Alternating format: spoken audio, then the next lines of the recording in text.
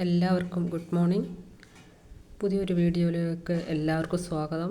എല്ലാവരും സുഖമായിട്ടിരിക്കുന്നു, സന്തോഷമായിട്ടിരിക്കുന്നു എന്ന് വിചാരിക്കുന്നു.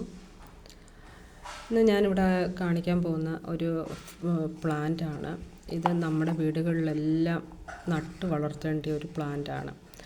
അതായത് ഈ പ്ലാന്റിൻ്റെ പേരെന്ന് പറയുന്നത് നമ്മുടെ ഈ പനിക്കൂർക്ക എന്ന് പറയും. പനിക്കൊക്കെ ഉപയോഗിക്കുന്നത് അതിന് തന്നെ പനിക്കൂർക്ക എന്ന് തന്നെ ഇട്ടേക്കുന്നത്. മറ്റുള്ള സ്ഥലങ്ങളിൽ എന്താ പറയുന്നതെന്ന് എനിക്കറിയില്ല. ഇത് നമ്മുടെ വീട്ടിൽ എവിടെ വെള്ളത്തിൽ വരെ ഇത് വളരും. ഇത് നമ്മുടെ വീടിനകത്ത് വെള്ളത്തിൽ വെക്കാം. ഒരു ചെറിയ പോട്ടിനകത്ത്, ഇതുപോലുള്ള ഒരു ചെറിയ പോട്ടിനകത്ത് ഇറക്കി വെക്കാവുന്നതാണ്. ഇതെന്ന് വെച്ചാൽ നല്ല സ്മെല്ല് കിട്ടും. പിന്നെ അതുപോലെ തന്നെ നമുക്ക് ഈ പാറ്റ, ഈച്ച അങ്ങനെയൊക്കെയുള്ള കാര്യങ്ങൾ കുറേയൊക്കെ മാറ്റി നിർത്താൻ പല്ലിക്കൊക്കെ ഇതിൻ്റെ സ്മെല്ല് പിടിക്കത്തില്ലെന്നാണ് പറയുന്നത്. അപ്പം ഈ ഒരു ചെടിയെ നമ്മുടെ വീട്ടുവളപ്പിൽ എപ്പോഴും നമ്മുടെ പെരയ്ക്കകത്ത് വരെ ഇത് വെക്കാവുന്നതാണ്. നല്ലൊരു സുഗന്ധം കിട്ടും. പിന്നെ വേറെ ഒന്നെന്ന് വെച്ചാൽ ഞാനിതാണെങ്കിൽ എപ്പോഴും കുളിക്കുന്നതിന് മുമ്പും തലയിൽ ഇച്ചിരി നേരം തേച്ച് വെക്കും.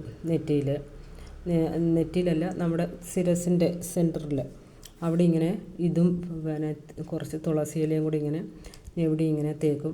കുളിച്ച് കഴിഞ്ഞിട്ടും തേക്കും. എനിക്ക് പനി പിടിക്കാതിരിക്കാൻ, തുമ്മൽ പനിയൊക്കെ പിടിക്കാതിരിക്കാൻ ഏറ്റവും നല്ലതാണ്.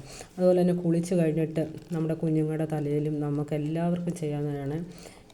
ഇതിൻ്റെ 2-3 ഇല എടുത്ത്, തുളസി ഉണ്ടെങ്കിൽ തുളസിയുടെ ഇലയും കൂടെ എടുത്ത് ഇങ്ങനെ ഒന്ന് ഞെവിടി തലയുടെ ഉച്ചിയിൽ തേക്കുന്നത്. അപ്പം ഇത് ഉണ്ടെങ്കിൽ എല്ലാവരും ഇത് നട്ട് പിടിപ്പിക്കണം.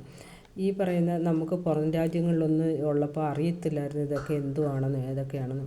അപ്പോൾ ഇവിടെ വന്ന് പലരുമായിട്ട് സംസാരിച്ചും പലരുമായിട്ട് പറഞ്ഞും ഒക്കെ തന്നാണ് ഈ മരത്തിൻ്റെ, ഈ ചെടികളുടെ പ്രയോജനം എന്താണെന്നും ഇതിൻ്റെ പേരുകളൊക്കെ പഠിച്ചത്. അപ്പോൾ ഇതെല്ലാവരുടെയും വീടുകളിലൊന്ന് നട്ട് വെക്കുവാൻ ശ്രമിക്കണം. പിന്നെ ഇല്ലാത്തവർക്ക് പറഞ്ഞു തന്നാൽ അയച്ചു തരാവുന്നതാണ്. അതുപോലെ തന്നെ വേറൊരു ആണ് ഇത്. നിങ്ങൾക്ക് ആർക്കെങ്കിലും മനസ്സിലായോ എന്ന് എനിക്കറിയില്ല. ഉണ്ടോ, കോളാമ്പി പോലിരിക്കുന്ന സാധനം ആർക്കെങ്കിലും മനസ്സിലായെങ്കിൽ കമൻറ്റ് ഇടുക. ഇതാണ് കച്ചോലം.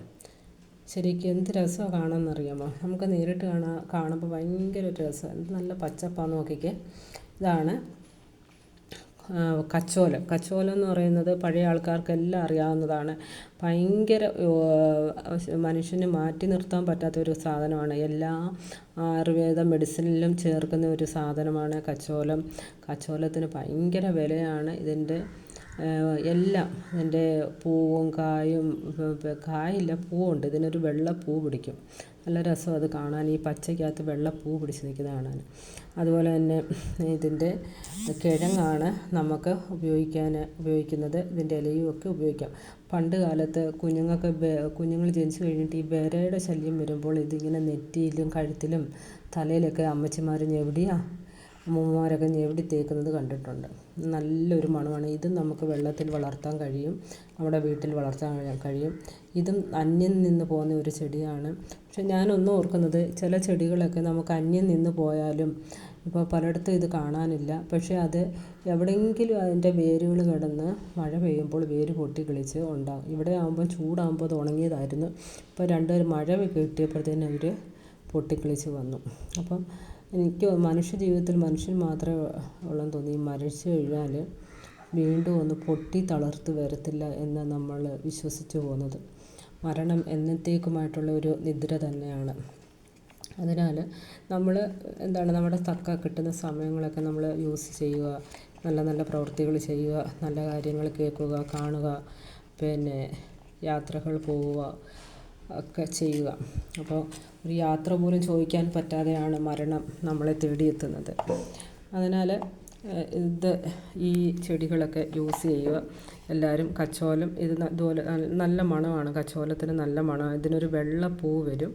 അത് നല്ലതാണ്. കച്ചോലത്തിൻ്റെ കിഴങ്ങാണ് ഏറ്റവും ഈ ആയുർവേദത്തിലൊക്കെ ഉപയോഗിക്കുന്നത് എന്ന് പറയുന്നത്. എല്ലാ മരുന്നുകളിലും കച്ചോലം ചേർക്കും. അപ്പോൾ ഇതൊക്കെ വീട്ടിലുണ്ടെങ്കിൽ നിങ്ങളിതൊക്കെ ഒന്ന് നട്ടുപിടിപ്പിക്കുക. അല്ലെ വേണ്ടുന്നവർക്ക് മെസ്സേജ് തന്നാൽ അയച്ചു തരാവുന്നതാണ്. അപ്പോൾ ഇന്ന് ഇത്രയേ ഉള്ളൂ ഈ വീഡിയോ.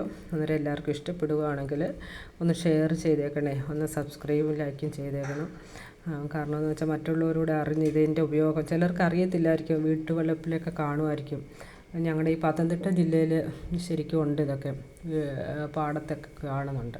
അപ്പോൾ പല ആയുർവേദ സസ്യങ്ങൾ നമ്മുടെ പാടത്ത് കണ്ട് അതിശയിക്കുന്നുണ്ട്. ഇതൊക്കെ ആയുർവേദത്തിൽ കാണിക്കുന്ന യൂട്യൂബിൽ കണ്ടിട്ടുണ്ടല്ലോ എന്ന് വിചാരിക്കും. അപ്പം ഈ സിറ്റികളിലൊക്കെ താമസിക്കുന്നവർക്ക് ഇതൊന്നും ഇല്ലായിരിക്കും. അപ്പോൾ അവരൊക്കെ കാണട്ടെ, ഇതിൻ്റെ ഗുണങ്ങളൊക്കെ അറിയട്ടെ, ഇത് വീട്ടിൽ വയ്ക്കാൻ പറ്റുമെന്നുള്ളതാവട്ടെ.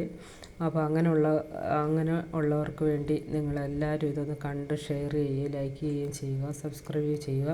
ഇനി നല്ലൊരു വീഡിയോയുമായിട്ട് അടുത്ത വട്ടം വരുന്നതാണ്. അതുവരെ എല്ലാവർക്കും ദൈവം ആരോഗ്യവും ബലവും ശക്തിയും തന്ന് അനുഗ്രഹിക്കട്ടെ, ശാന്തി സമാധാനവും തരട്ടെ. എന്നും എന്നും നന്മകൾ നേരുന്നു. Thank you.